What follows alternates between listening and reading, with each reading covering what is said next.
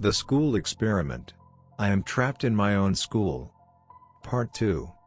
Submitted by Not Necessarily. Hey, guys, I'm Corey. I have read through all your comments, and while most of you kept on calling our situation a battle royale, some of you guys gave some really good tips. The main tip you guys gave was to just get weapons, food, and hole up somewhere. So that's exactly what Simon and I decided to do. Simon wrote the last post. We are sharing this account. Simon picked up the pistol he had from the ground and pretty much practiced how to use it. Once we were confident, we slowly walked out into the silent but deadly school. All we could hear were crows and the rustling of trees. It was absolutely silent. Looks like everyone had just holed up somewhere. We were grateful we got the computer lab. We walked out into the main area and found nothing. Looks like everyone had taken the loot. It was very, very quiet, like it was a horror movie. I spotted someone staring at us from a window. We locked eyes for a brief moment until they quickly turned away from the window. I quickly ran away from that area. As we were about to go to the cafeteria to see if we could get food, we suddenly heard voices from there. Simon and I hid around the corner and took careful peeks. It was a group of boys. They were tall and athletic.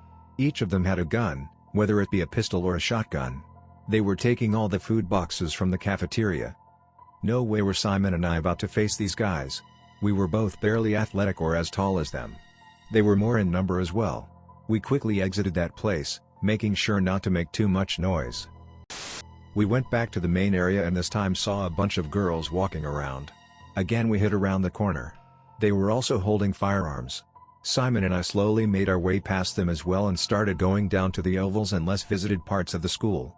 We didn't bother going into the buildings due to fear of getting stuck in the hallways and getting shot from both ends. The ovals were empty, and lots of loot was scattered around the oval.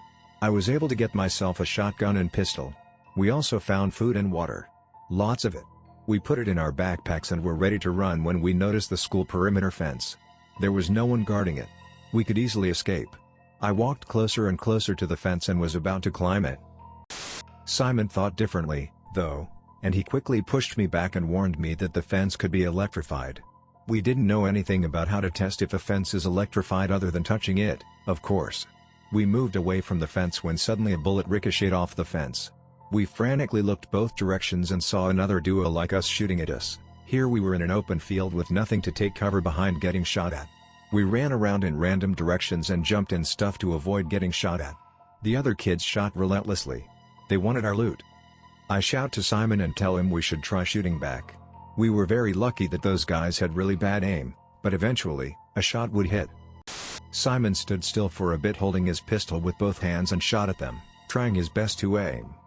His first shot miraculously hit one of the other kids. I quickly pulled my pistol out of my pocket and tried to shoot the remaining kid as well. I couldn't stop him before he shot Simon. It all happened in slow motion. First, I shot my shot on the kid.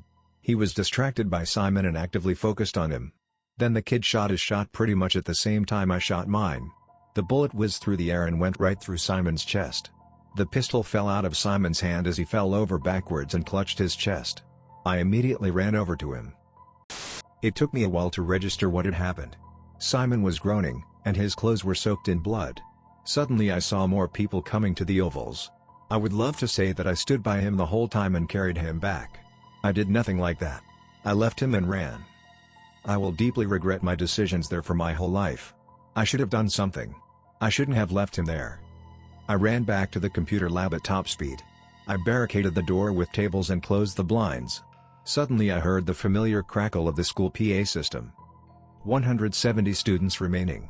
We are halfway through day 1. Then the school bell rang mocking us. I checked my watch. We would be going home at this time. I spend most of my day in the computer lab playing games and whatnot. I tried to forget the memory of Simon dying, but it replayed over and over again in my mind. I watched the sun slowly set from the window and watched the sky change shade slowly from blue to orange and then black. The night brought with it a range of new sounds. The sounds of crickets chirping and the wind whistling. It started raining. At first a light patter and then heavy bucket relentlessly pounding the roof. I don't know when, but I started crying. Just like the rain, it was light at first until I was full on sobbing. I thought about my family, my friends and everyone I loved. Would I ever see them again? Would Simon forgive me? I beg you to find my school and save me. My name is Corey Baker, and I am at Blue Bridge High School.